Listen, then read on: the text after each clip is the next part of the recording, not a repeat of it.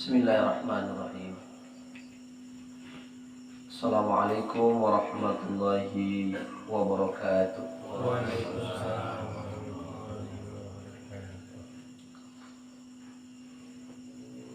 Innal hamdalillah nahmaduhu wa nasta'inuhu wa nastaghfir wa nastahdi wa na'udzu billahi min syururi anfusina wa min sayyiati a'malina. Man yahdihillahu fala mudilla lahu wa may yudlilhu fala hadiya lahu. Asyhadu an la ilaha illallah wahdahu la syarika lah wa asyhadu anna Muhammadan abduhu wa rasuluh arsalahu bil huda wa dinil haqq basyiran wa nadhiran wa da'iyan ila Allah bi iznihi wa sirajan munira. Qala Allah Ta'ala fi kitabihil karim ba'da na'udzu billahi minasy syaithanir rajim. Bismillahirrahmanirrahim. Rabbul masyriqi wal maghribi la ilaha illa huwa fattakhidhu wakila fasbir ala ma yaquluna wahjurhum hajran jamila wa dharni wal mukadzibina ulil ni'mati wa mahilhum qalila.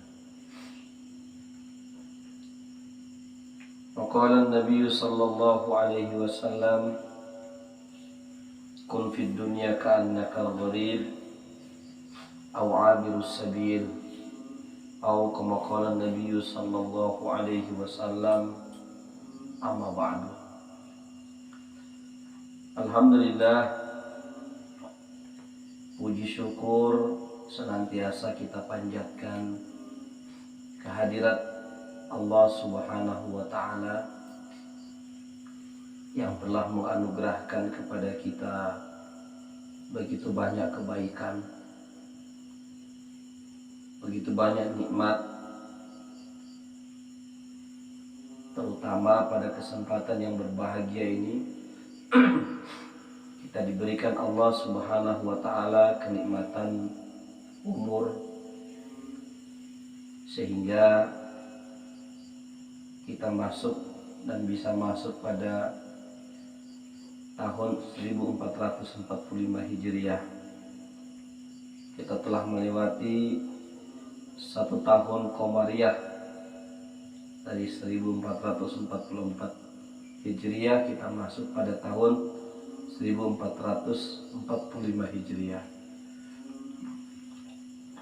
Kita bersyukur kepada Allah Subhanahu wa Ta'ala bahwa Allah memberikan kepada usia kita ini sesuatu yang bermanfaat, yang kita jadikan sebagai modal utama di dalam kehidupan, terutama di dalam beribadah kepada Allah Subhanahu wa Ta'ala. Waktu ini adalah modal utama, karena idza jaa ajaluhum, kalau sudah datang ajalnya, sudah habis masanya, sudah habis waktunya kita di atas dunia ini, fala yastakhiruna sa'atan wa la yastaqdimun. Kita tidak bisa memajukan dan kita tidak bisa memundurkan. Makanya hidup di atas dunia ini jangan sampai berlalu begitu saja tanpa makna. Terutama kita-kita yang sudah usia 40 tahun ke atas. Ulama menyampaikan bahwa di usia 40 tahun ke atas ini adalah batas penentuan. Kita berada di atas kebaikan dan kebenaran, atau kita terperosok terus jauh sampai masuk ke jurang kemaksiatan dan dosa. Ini adalah perubahan balik keadaan kita. Makanya ulama mengajarkan kepada kita doa di penghujung tahun yang tidak sempat kita adakan kemarin karena Saya baru selesai sakit ini pun sebenarnya masih kurang sehat. Suara saya masih kurang pas, badan saya, kaki juga ini masih sedikit pegal.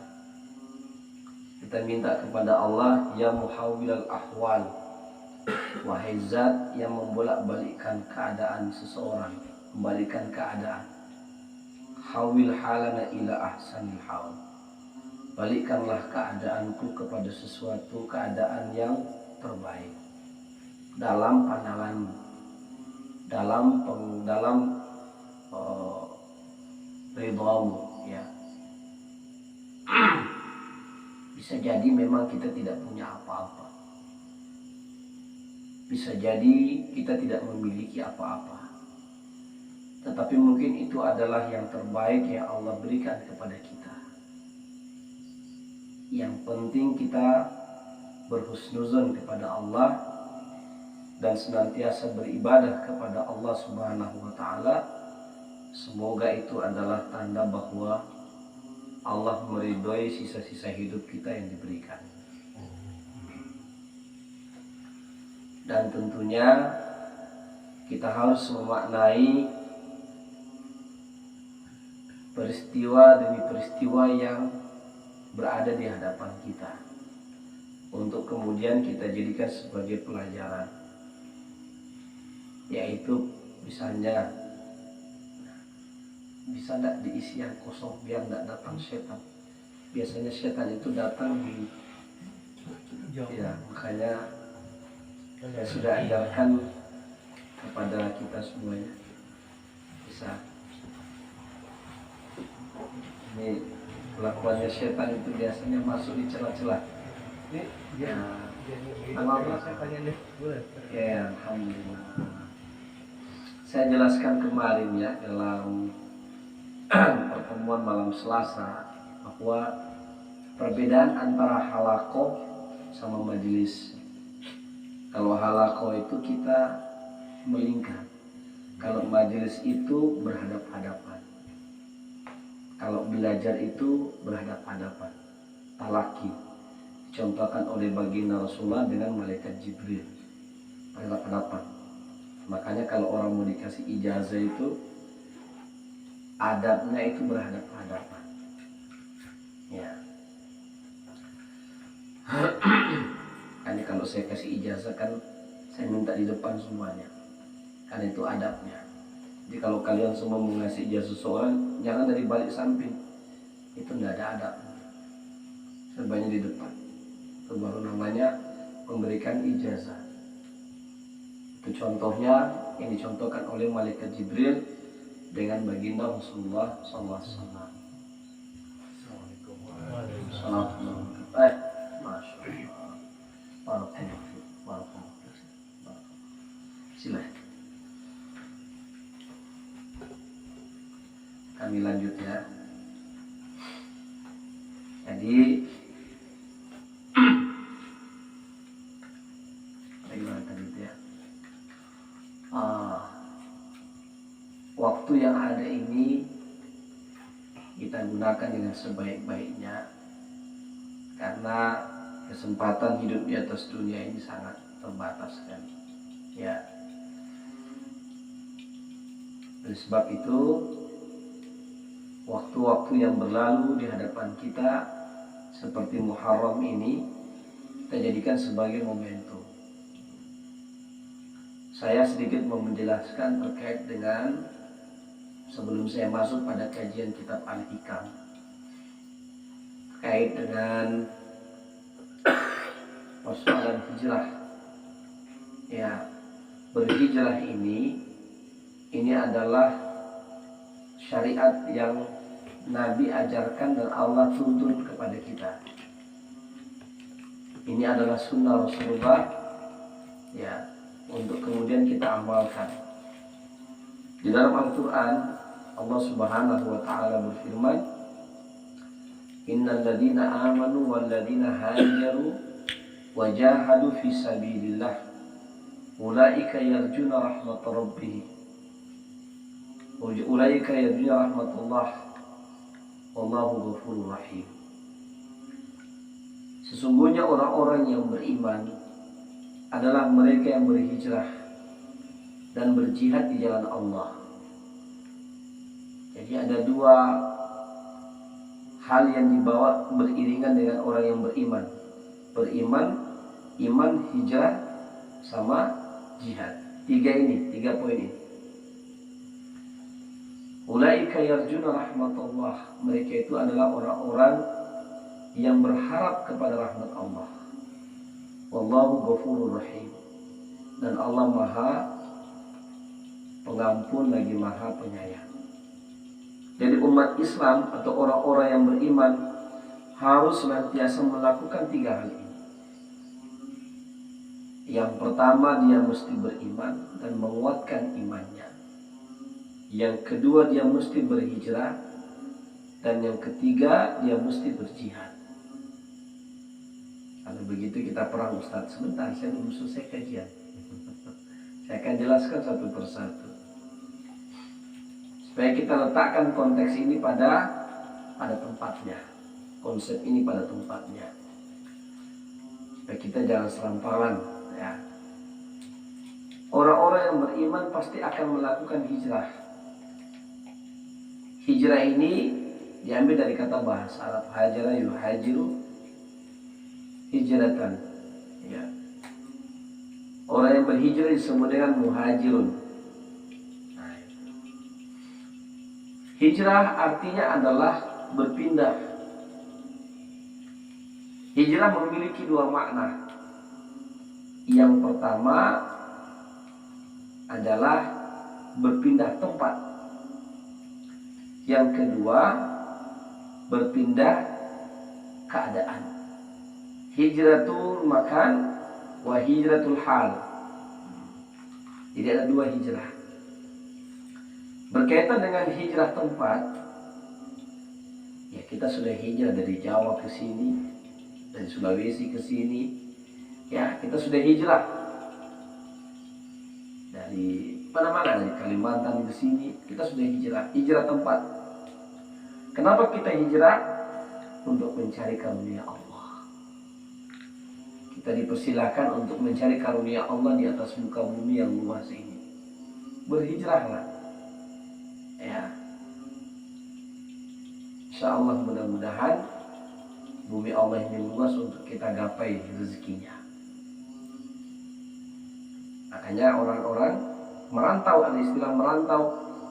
Ya, susah hidup di daerah Jawa sana misalnya, dia pindah ke Sumatera atau dia pindah ke Kalimantan, bahkan jauh lagi dia pindah ke Papua untuk cara orang mencari sesuap nasi. Itu namanya hijrah tempat. Yang kedua, ada yang namanya hijratul hal. Hijrah keadaan. Hijrah keadaan. Dari keadaan yang tidak baik menuju kepada keadaan yang baik. Dari keadaan yang buruk menuju kepada keadaan yang bagus. Dari keadaan yang baik menuju kepada keadaan yang lebih baik lagi. Dari keadaan yang bagus menuju pada keadaan yang lebih bagus lagi. Oleh sebab itu Imam Al-Ghazali memetakan manusia itu dengan 4 keadaan. Ada orang yang hari ini lebih baik daripada hari yang kemarin. Itu orang yang terbaik. Ada orang yang hari ini sama saja, podowai sami mawon dengan hari kemarin, seri. Ya. Ada orang yang hari kemarin sama hari kesini, hari sekarang sama buruknya. Ada orang yang hari ini lebih buruk daripada hari yang kemarin. Dua hal yang tidak baik, dua hal yang baik. Ya. Oleh sebab itu kita melihat hal kita di tahun 1445 Hijriah ini. Ya, apakah keadaan saya ini sudah menuju kepada keadaan yang lebih baik lagi? Dari segi, tentu yang paling ditekankan adalah dari segi ibadah. Ditekankan adalah dari segi ibadah. Karena yang kita akan bawa di hadapan Allah adalah amal-amal kita. Ya ayyuhalladzina amanu taqullaha wa tanzur nafsun ma qaddamat lighad wattaqullaha innallaha khabirum bima ta'malun. Wahai orang-orang yang beriman, bertakwalah kamu kepada Allah Subhanahu wa taala. Dan hendaklah setiap diri memperhatikan bekal apa yang akan dia bawa esok hari. Sesungguhnya, dan bertakwalah kepada Allah, sesungguhnya Allah Maha mengetahui apa yang kamu kerjakan. Bukan yang kita bawa bekal nasi goreng kita buat sebanyak-banyaknya. Bukan kita siapkan kopi sama air panas untuk kita bawa ke liang lahat. Bukan. Ya, bekal apa yang kita mau bawa nanti ke akhirat? Bekal takwa itu. Fatazawwadu fa inna khairaz zadi taqwa. Berbekallah kamu, dan sebaik-baik bekal itu adalah takwa. Nah, ini yang harus kita perhatikan dengan seksama. Ya, makanya selalu saya ulang-ulang, selalu saya peringatkan kepada diri saya sendiri dan kepada kita semuanya, perhatikan diri kita masing-masing. Karena hidup kita ini tidak ada yang tahu kapan akan berakhirnya. Tiba-tiba kita jalan, sudah. Tetapi yang pasti adalah usia 60 tahun itu pasti kalau sampai. Ummati al-umruhu situna aw sab'una. Umur umat itu 60 sampai 70 tahun. Dan kata Nabi menyambungkan hadisnya lagi, sedikit yang sampai 70. Kebanyakan 60, bahkan belum sampai 60 sudah meninggal. Dan kita mau juga kalau bisa hidup ini jangan sampai lewat 60 lah. Kalau bisa hidup ini jangan sampai 70. Kalau sudah 70 udah susah sekali. Atau jangan sampai 80. Kalaupun kita dapat orang yang 80, seperti orang tuanya Bang Isan itu 80 ya beliau. Itu tinggal satu, tinggal atuk lagi. Tinggal satu mungkin yang di 16. Tinggal beliau lah. Alhamdulillah beliau masih segar. Tapi kebanyakan kalau sudah sampai usia 70 tahun ke atas, tenaga dah kurang, nengoknya dah kurang. Makanya usia-usia kita yang masih bisa duduk, saya kemarin itu waktu sakit, kurang lebih saya 7 hari 7 malam tidak bisa saya tekuk saya punya kaki ini. Saya merasa sekali itu sholat tidak enak. Kenapa? Biasanya kita sholat pakai kepala sejajar dengan kaki, sujud lama, itu enak betul. Begitu tidak bisa sujud, saya bilang, ya Allah, Engkau benci aku ini. Sehingga Engkau tidak izinkan aku sujud kepadamu. Ada itu dalam hati itu perasaan gitu. Ya Allah, ataukah Engkau memberikan aku pelajaran, ya, betapa nikmatnya sujud kepadamu. Ya, waduh, saya macam-macam itu perasaan, ya Allah. Ya, tapi saya nak mau suuzon, itu setan kalau suuzon itu. Jangan Allah sudah benci sama kamu ini, Humaydi, makanya kamu tidak disuruh sujud sama dia. Karena kenapa? Orang-orang yang tidak akan sujud kepada Allah di dunia tidak diizinkan sama Allah untuk sujud di akhirat. Ingat ini baik-baik kata-kata saya. Ya, orang-orang, Nabi SAW mengatakan, orang yang tidak diizinkan sujud di hadapan Allah adalah orang-orang yang tidak pernah sujud kepada Allah di atas dunia. Mungkin saja dia asam urat sehingga tidak bisa sujud kepada Allah nanti di akhirat. Atau penyakit apa? Dan memang tidak bisa sujud. Tidak bisa dia sujud di hadapan Allah nanti di akhirat. Ya. Orang dalam surga pun ketika melihat Allah membuka hijabnya, itu semua langsung tersungkur sujud di hadapan Allah. Sampai Allah kata, bangkitlah wahai hambaku, sudah cukup kalian beribadah kepada aku. Sekarang nikmatilah segala kenikmatan yang telah kujanjikan kepada kalian semua. Innallaha la yukhliful mi'ad. Sesungguhnya Allah tidak akan ingkar dengan janji-janjinya. Kalau tidak sedap betul-betul sholat sambil duduk itu, nah, perasaan macam tidak sholat saja. Perasaan macam tidak sholat. Nanti akan kita alami mungkin. Makanya kita berdoa, ya Allah, Kalau bisa berdoa ya, saya merasakan dan saya berdoa sama ya Allah, jangan kau cabut nikmat sujud ini kepadamu. Jangan kamu cabut. Kalaupun sakit, jangan sampai saya tidak bisa sujud kepadamu. Karena menikmati saat sujud di hadapan Allah itu adalah nikmat di atas dunia yang tiada terkira. Allahu Akbar. Kamu gitu Pak Waria? Enak sekali. Nangis kita sujud itu, wah. Ya. Makanya saya bilang sama, kalau saya jalan-jalan itu dengan orang-orang, terus mereka tidak sholat dalam hati, ya Allah, ini sebenarnya sudah nikmat yang terbesar ya Allah kasih sama manusia ini. Ya, iblis itu,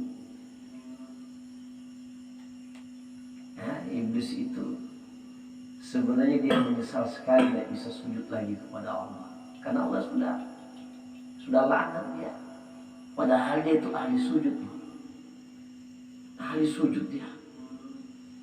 Kalau dia sujud itu sampai membekas itu batu, dia sujud lama. Tapi karena dia melanggar satu perintah Allah, Allah keluarkan dari rahmatnya, dia tidak bisa sujud kepada Allah sampai hari kiamat. Dia sehat, dia kuat, tapi Allah tidak izinkan untuk sujud kepada Allah.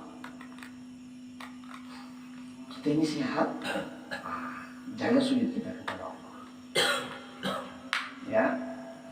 Maka alhamdulillah Allah takdirkan kita dalam keadaan sehat semuanya. Mudah-mudahan kita ditakdirkan Allah senantiasa berada dalam ibadah kepadanya.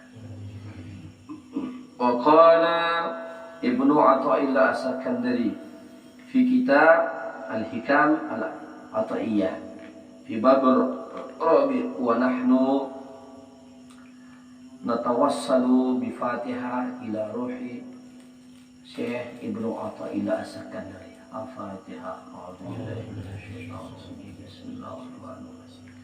Alhamdulillah rabbil alamin arrahmanir rahim maliki yaumiddin iyyaka na'budu wa iyyaka nasta'in ihdinas siratal mustaqim siratal ladzina an'amta 'alaihim ghairil maghdubi 'alaihim waladdallin.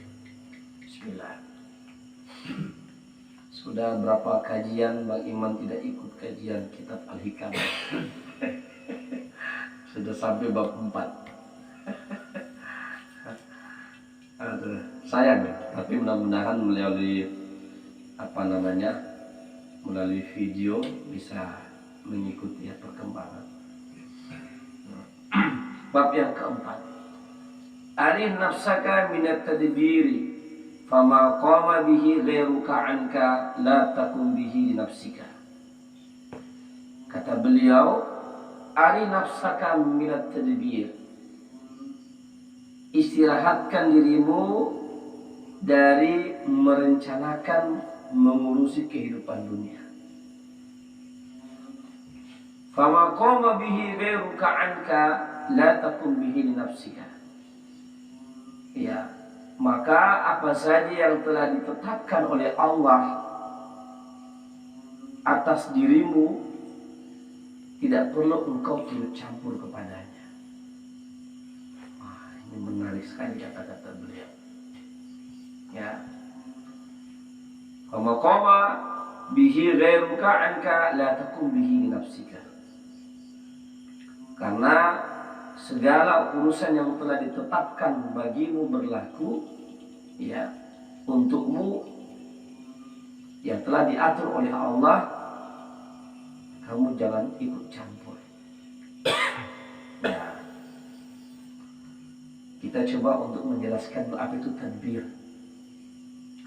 Ada namanya tadbirul hasanah, ada namanya tadbirus sayyi'ah, merencanakan sesuatu.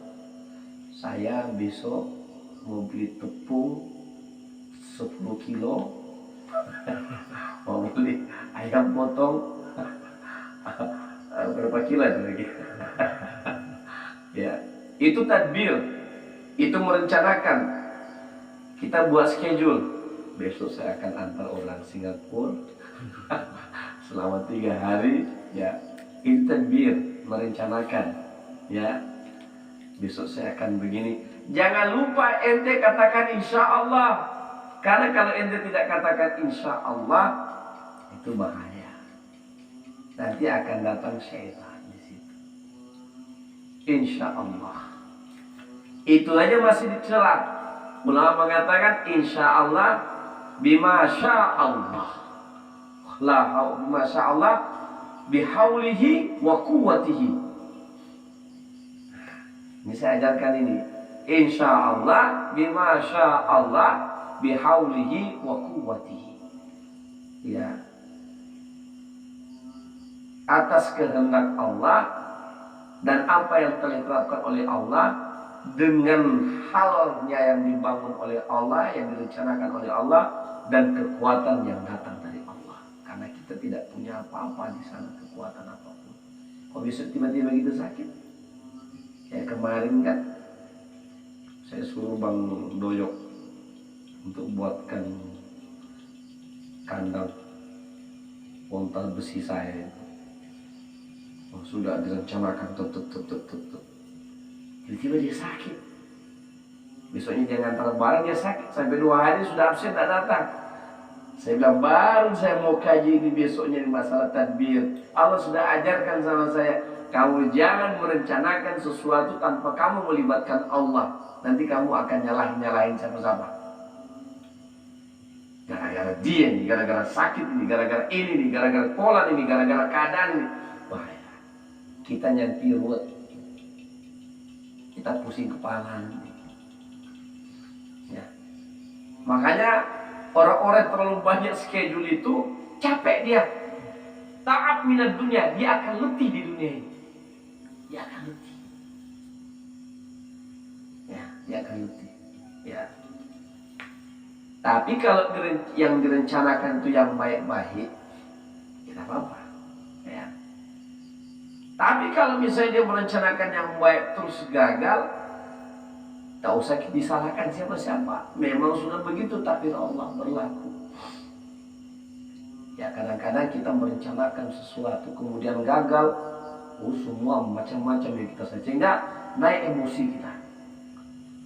Maka seorang yang sudah belajar ilmu kitab Al-Hikam, dia melihat keadaan itu bukan keadaannya, tetapi melihat siapa yang membuat keadaan itu berlaku. Ini ilmu Al-Hikam ini. Makanya orang-orang yang masuk di kitab Al-Hikam itu yang sudah selesai pengajiannya, tasawufnya, zikirnya sudah agak lama. Nggak boleh langsung spontan baru belajar. Baru, ini makanya saya kadang-kadang, ini anak-anak baru junior kan, baru sudah belajar kitab, bisa nggak dia terima nanti ini. Karena ini baru nanti masalah cahaya yang datang ke dalam kolbu, yang macam-macam nanti dibahas di sini. Ini baru masalah takdir aja nih. Supaya kenapa? Supaya kita tidak bergantung kepada keadaan yang di luar keadaan yang Allah sudah bangun. Agar apa? Agar kita tidak mencela. Nanti kalau begitu kita mencela Allah. Tidak. Bahkan onak yang tertusuk di duri kita pun itu sudah ditakdirkan Allah berlaku. Kaki saya misalnya kemarin sakit, kita hanya mencari sebab. Ini sebabnya ini. Ini sebabnya karena saya main badminton kemarin. Tapi kalau kejadian sakit ini yang sudah takdir Allah. Kita mau supaya sehat maka main badminton, Bang Sarto. Tapi bukan sehat yang kita dapat, malah sakit. Kena celakanya. Nah, sudah, itu takdir. Dan kita tidak, disitulah kita belajar ilmu hikam supaya kita sandarkan kepada Allah. Itu sudah memang yang ditakdirkan Allah berlaku. Jadi kita istirahatkan kita punya diri.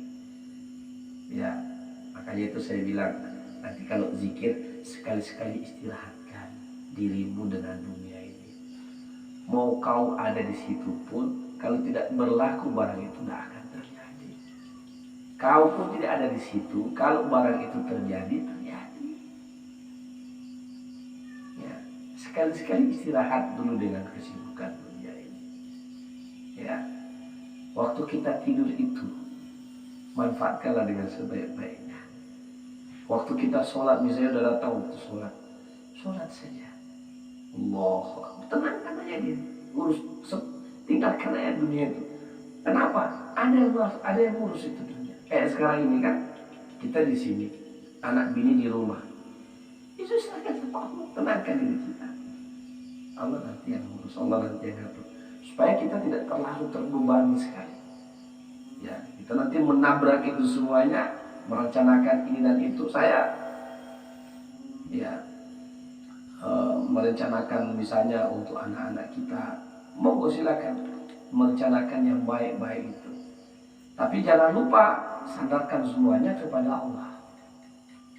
Supaya apa? Supaya kita tidak datang kekecewaan. Tidak datang kekecewaan. Ya, kecewa kepada anak lah, kecewa kepada pekerjaan lah, kecewa kepada, bahkan kadang-kadang kita kecewa pada diri sendiri. Karena saya begini makanya begitu. Jangan. Itu menjadi pintu setan masuk kepada diri kita. Tidak katakan masya Allahu kana wa ma lam yasha lam yakun la haula wa la quwwata illa billah. Masya Allahu kana, tidak akan terjadi sesuatu itu kalau Allah tidak takdirkan. Wa man lam yasha, dan demikian juga sebaliknya.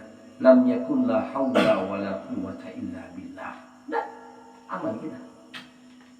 Tidak masuk setan di situ. Andaikan saya begini, pasti akan jadi begini. Lau kana hadza, maka hadza. Kalau saya tidak begini, mungkin saya tidak akan seperti ini. Itu akan jadi masukan setan, masuk setan. Ya, jadi jangan, ya, jangan sampai setan masuk merusak iman dan akidah kita gara-gara kita, ya, mengandai-andai. Kata Nabi, jangan kamu mengandai-andai. Ya, kalau kata orang Melayu, jangan mandai-mandai. Oke, kita pas di situ ya.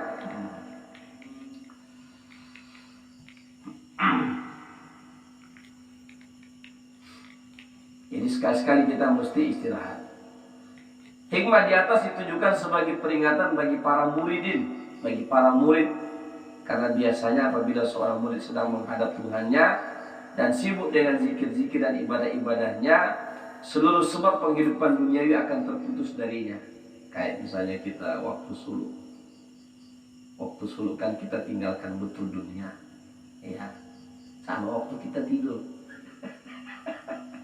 Waktu kita tidur kan tinggal dunia. Terserah mau dunia terbalik bagaimana, terserah lah, ngantuk tidur. Buat kayak gitu aja supaya kita tidur nyenyak. Karena untuk bisa tidur nyenyak itu memang harus mengistirahatkan pikiran. Makanya itu orang kalau tidur, tidurlah. Tapi kalau di sini pula payah gitu. Di depan Ustaz. Tapi kalau ada datang ngantuk, tidur. Karena waja'alna naumakum subata.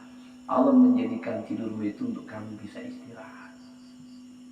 Istirahat dari memikirkan segala kebutuhan dan kesibukan dunia ini. Sebab kalau tidak, kamu sakit. Sakit jasadmu, sakit mentalmu. Sakit jiwa ragamu nanti. Ya, istirahatkan. Tidur. Bismillah. Makanya itu saya ajarkan satu doa sama antum.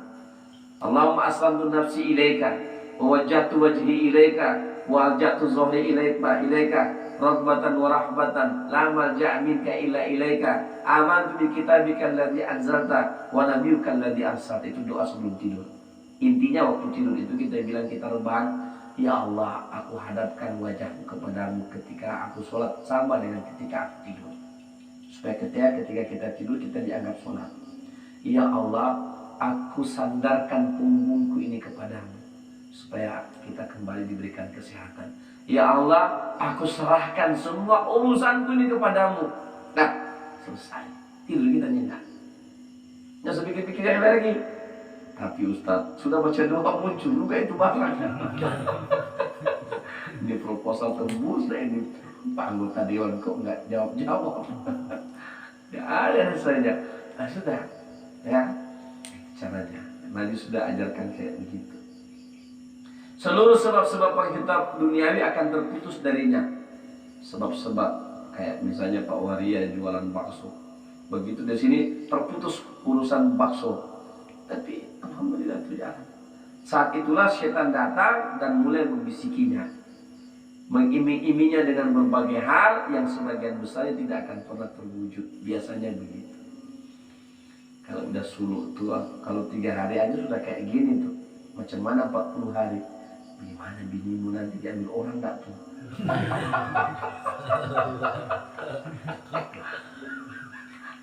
Nggak sabarlah. Gimana nanti? Akhirnya begitu kita putus hubungan dengan dunia, cut, HP-nya nggak ada. Bang Samsul dikejar-kejar orang, disuruh main. Sudah berhenti pun dia nggak kasih kabar, tetap dikejar. Ini dia main. Memang Allah takdirkan. Wah, yang saya salut di tempat ini adalah Bang Haidi. Jauh dari istrinya. Luar biasa tawakalnya. Coba Bang Maria. Coba Bang Maria. Ada bisa Bang Maria. Tak bisa dia jauh dari istrinya. Atau sebaliknya istrinya tak bisa jauh sama beliau. Ya. Tawakalnya Bang Haidi luar biasa lah, ya Allah. Saya tak bisa kayak Bang Haidi itu.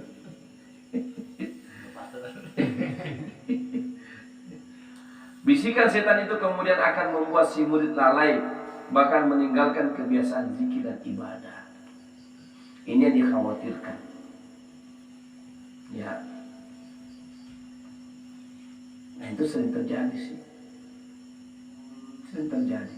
Ya.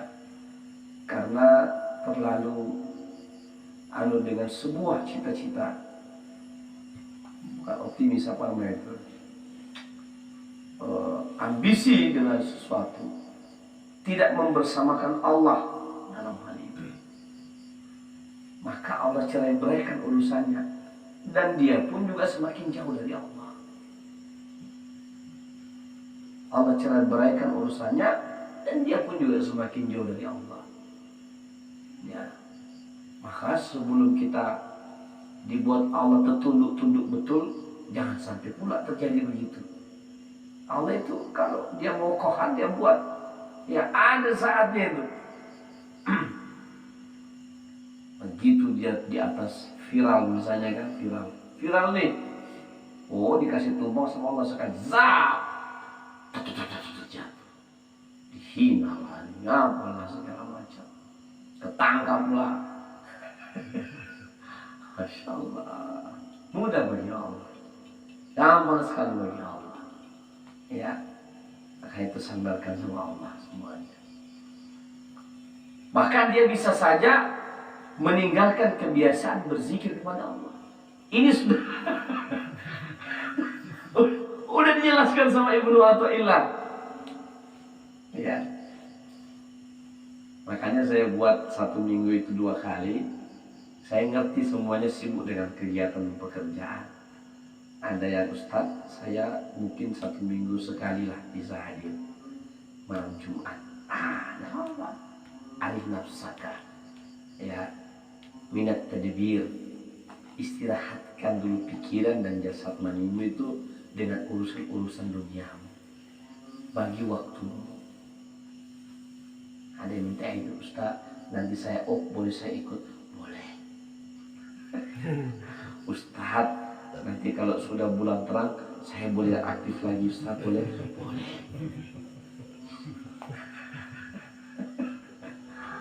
Ustaz, nanti kalau orang Singapura sudah pulang boleh saya? Boleh. Nah, yang penting ada saat kita arif nafsaka minat tadbir, kita mengistirahatkan dulu keadaan-keadaan kita dari urusan pekerjaan. Memang total. Ya. Karena jiwa ini butuh itu. Dia akan teriak. Kamu butuh ini. Kamu butuh makanan jiwamu. Sama dengan ketika kita lapar kita butuh makan. Sama ketika kita lapar batin itu butuh dikasih makanan dia. Apa makanannya? Bukan kita mau pergi ke pasar atau ke hotel atau kemana tuh? Ke pantai, nengok-nengok laut, nengok-nengok pemandangan tuh. Tidak. Nafsul mutmainnah itu lahir hadir dengan Allah. Makanya saya katakan kemarin, waktu kajian kemarin kan ada dua nafsu. Nafsul mutmainnah itu ada dua. Nafsul mutmainnah yang hakikiyah, wa nafsul mutmainnah yang ghairul hakikiyah. Nafsul mutmainnah yang hakiki, yang sebenarnya, dan nafsul mutmainnah yang semu. Nafsul mutmainnah yang semu itu adalah pergi ke pantai, nengok angin pantai misalnya, tapi tidak ingat Allah. Habis di sana ya habis juga. Ya. Misalnya ada orang dikasih uang 1 miliar, cek nih untuk kamu 1 miliar. Oh senang sekali Pak, lepas utang, selesai. Senang. Lepas utang gitu kan, selesai. Kita senang. Tapi ini maksud dengan nafsu mutmainnah itu tidak. Yang dimaksud dengan nafsu mutmainnah dalam ayat tadi adalah billah. Dia mendapatkan kebahagiaan dan ketenangan bersama dengan Allah. Itu yang dipanggil Allah. Yang tenang bukan bersama dengan Allah, bukan itu yang dipanggil Allah dalam ayat ini. Ya, ada orang juga tenang di samping cewek cantik misalnya. Ya. Ada orang macam-macam itu tenang. Tapi tenangnya itu sesaat. Tenangnya itu tidak sungguh sekali. Ya. Karena Allah sendiri mengatakan melalui hadis Nabi sallallahu alaihi wasallam, "Idza" apa itu hadisnya itu saya ulangi ya. Hadis Nabi sallallahu alaihi wasallam, "Idza nura inna nura idza dakhala qalb infasaha wa syaraha." Jika cahaya Allah itu masuk ke dalam hati orang-orang yang bertakwa, maka hati itu akan terasa lega dan lapang. Pasti kita rasa.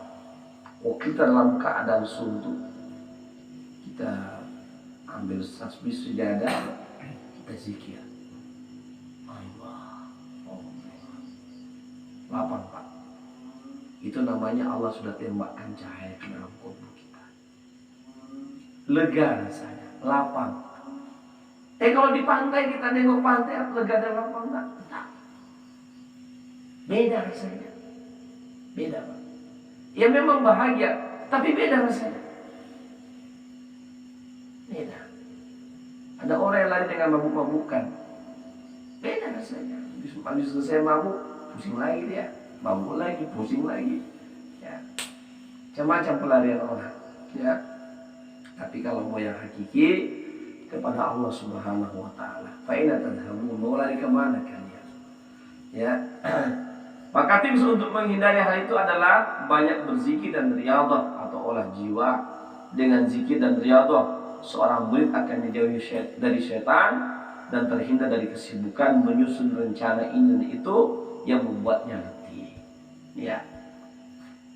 Apakah tidak boleh kita merencanakan sesuatu, menschedulkan sesuatu? Boleh. Kita harus tetap menschedulkan. Ya. Kita merencanakan. Kita buat perencanaan, kita buat schedule. Ya, tetapi jangan lupa sandarkan segala sesuatu kepada Allah. Ada pengalaman kawan-kawan kita kan, rencananya baik, bagus, tapi kemudian tidak sandarkan kepada Allah, terus. Ya, sekarang kita belajar melalui kitab ini. Jangan lupa ketika kita buat perencanaan, sandarkanlah kepada Allah Ta'ala, supaya Allah membimbing perencanaan kita itu. Ataupun kalau misalnya gagal, kita udah siap. Makanya yang menjadi anggota dewan di sini atau yang mencalonkan jadi kepala desa, Pak Sabtu misalnya,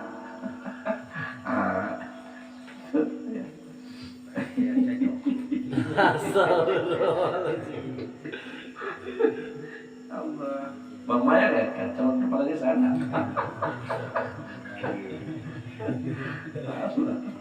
Oke, yang kelima ya kita bahas dua aja ya, karena materi ini juga sudah 5 watt ini. Ijtihaduka fima duminalaka wa taksiruka fima tuliba minka dalilun ala intimasil basirati minka.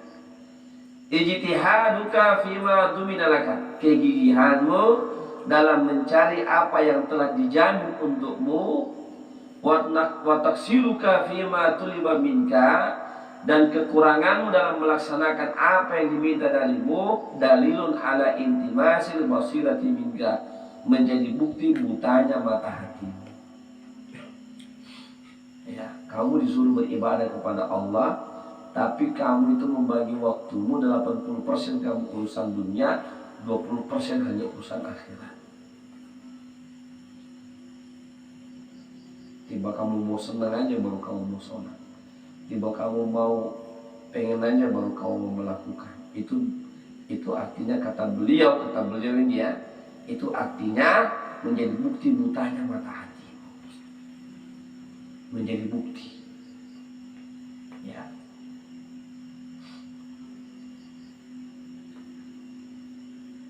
Kau gigih sekali cari rezeki ini, mohon maaf. Bukan saya yang ngomong ya, kitab ini ya. Kita udah belajar al-hikam nih, sudah agak dalam ini. Ya. Kamu gigih betul-betul. Tapi kamu tidak gigih dalam ibadahmu.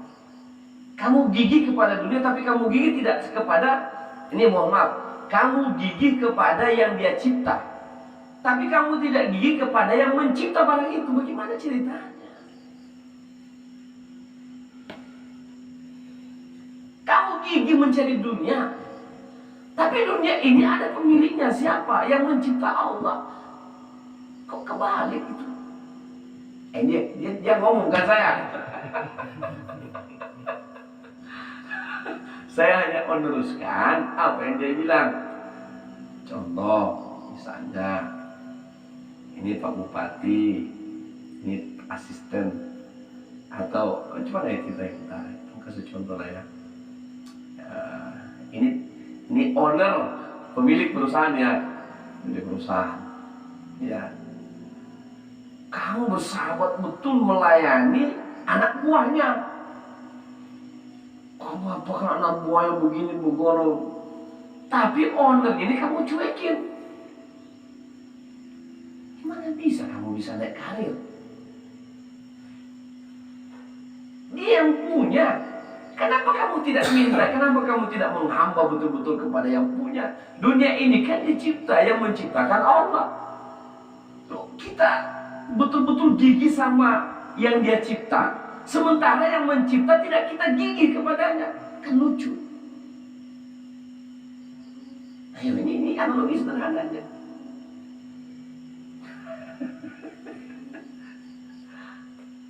Benar nggak ini? Benar nggak ini? Salah nggak dia punya ucapan ini? Nggak salah kan? Enggak. Dan ini kejadian di atas dunia. Ini terjadi kebanyakan orang. Jadi mau diserahkan siapa coba? Kalau kita masuk neraka.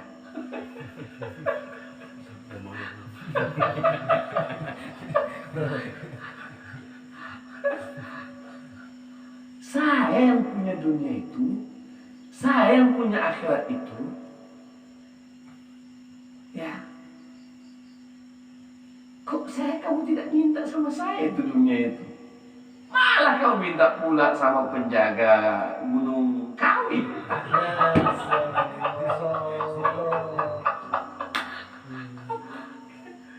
Ini jangan main tunjuk-tunjuk ya, tidak ya. Ya, kita mau cari misalnya, cari harta atau apa segala macam di atas dunia ini. Yang punya itu semua adalah Allah Ta'ala. Minta sama Dia. Nah, ini yang beliau sampaikan seperti itu. Kegigihanmu dalam mencari apa yang telah dijamin untukmu, dan kekuranganmu dalam melaksanakan apa yang diminta darimu. Kita diminta oleh Allah untuk beribadah kepada Allah. Ayatnya jelas. Ya.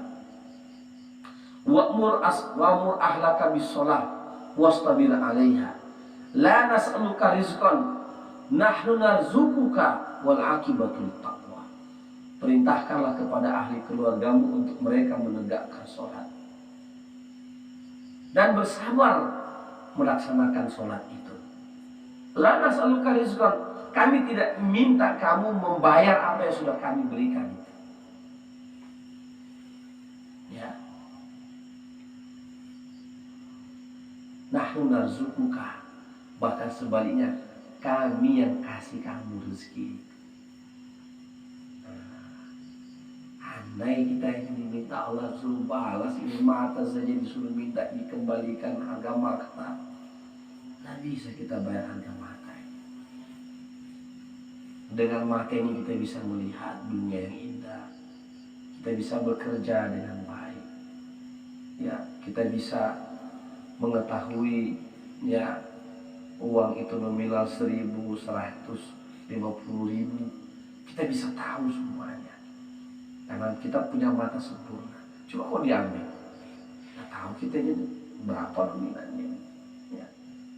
Oleh sebab itu, ya masih banyak lagi nikmat yang Allah kasih sama kita ketimbang. Jadi ini saya kasih kesimpulan, ya kebanyakan manusia di atas dunia ini dalam pembahasan beliau adalah lebih gigih dalam urusan-urusan yang menyangkut masalah duniawiyah. Padahal urusan duniawiyah ini sudah diatur kadarnya oleh Allah. Kadarnya sudah diatur. Tetapi urusan akhirat ini yang bahayanya. Belum dapat jaminan kita.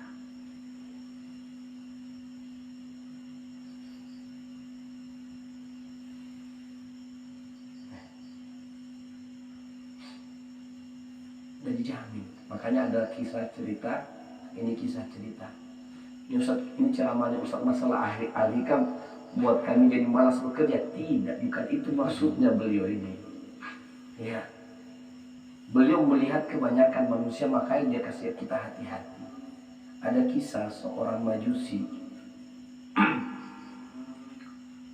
Ketika dia sudah masuk Islam, dia memang betul-betul tinggalkan dunia, ibadah tok saja dia. Tapi ini jangan tiba-tiba langsung jadi ahli ibadah semua tidak ada yang mau bekerja. Nah, bukan itu maksudnya saya angkat ini kisah ya. Ya, dia langsung pergi memang tok suluk berkhalwat di gunung ibadah. Hanya orang tanya, ya kok pasrahnya luar biasa? Apa kata dia? Saya waktu masih penyembah api saja, ya saya yakin itu rezeki saya pasti ada. Apalagi kalau saya sudah penyembah sama Allah yang mampu beri rezeki. Ya. Nah, itu beliau udah sampai dia punya makam. Nah, jadi ini kisahnya, ya beliau menegaskan kepada kita semuanya, bu kalau nggak bisa iya, ya paling tidak 50-50. Kegigihan kita dua-duanya. Kita gigih mencari rezeki Allah sebagai bentuk ibadah kita juga kepada Allah, tapi kita juga gigih dalam ibadah kepada Allah. Bukan hanya gigih mencari nafkah, tetapi kita juga gigih dalam ibadah. Itu maksudnya. Karena kalau urusan dunia, urusan rezeki itu sudah ditakar oleh Allah. Ditakar. Kamu hanya dapat sekian, ya dapat sekian. Kamu hanya dapat begitu, ya begitu. Sudah ditakar sama Allah. Ya, tapi akhirat belum kita dapat jaminan. Maka itu kita juga jangan meninggalkan. Kita kejar tentu. Ya. Ini kajian al-hikam memang agak dalam ini. Ya. Apalagi dibahas malam-malam, tengah malam, tambah teruk kita maksudnya apa? Ya. Baik, saya mau menyampaikan terakhir apa yang beliau sampaikan dalam kitab ini. Yang dituntut dari seorang murid ialah terus berusaha memberikan makan kepada ruh dengan zikir-zikirnya kepada Allah dan melakukan amalan-amalan yang mendekatkan dirinya kepadanya. Bukan memberi makan yang lainnya, karena itu sudah menjadi wewenang Tuhannya. Buta mata hati maknanya hati tidak lagi bisa melihat berbagai perkara maknawi. sebagaimana mata dapat melihat perkara-perkara indrawi. Dalam hikmah di atas, Ibnu Athaillah menggunakan lafal kegigihan untuk menyatakan bahwa mencari rezeki yang dilakukan sekedarnya tanpa kegigihan tidak dilarang bagi seorang murid, karena tidak akan menyebabkan buta mata hatinya.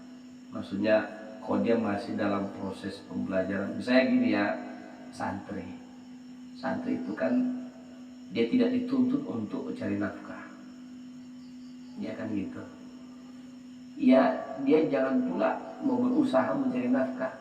Nanti proses dia belajar, proses dia menimba ilmu itu akan terganggu. Nah, beda sama kita sekarang. Ya. Tapi kalau kita masuk disuruh 40 hari, itu pula harus ditinggalkan memang. Kita harus gigih untuk mencari akhirat. Ya. Saya rasa demikian, mau saya paksakan pun mata kita sudah 5 waktu. Ya, karena cuaca dan kecapean kita semuanya, ya, tidak apa-apa. Ini adalah mujahadah kita. Ya, ini adalah usaha dan upaya kita untuk mencari bekal menuju akhirat. Ya, kalau para sahabat dan Rasulullah dan para sahabat mereka memikul senjata, bertempur habis-habisan sampai darah mengucur dari badan mereka. Kita enggak, kita hanya capek saja, tapi berletih-letih di dunia dalam keadaan baik. Kata ulama, kamu berletih, kamu melakukan maksiat. Setelah kamu melakukan maksiat, kamu dapat capeknya. Tapi setelah capek itu, yang kamu dapatkan dosa. Sama juga ketika kamu beramal, kamu pasti capek. Tapi setelah capeknya, kamu akan dapat kebahagiaan dan pahala di sisi Allah. Dua-duanya capek. Gitu. Ya. Assalamualaikum warahmatullahi wabarakatuh. Waalaikumsalam.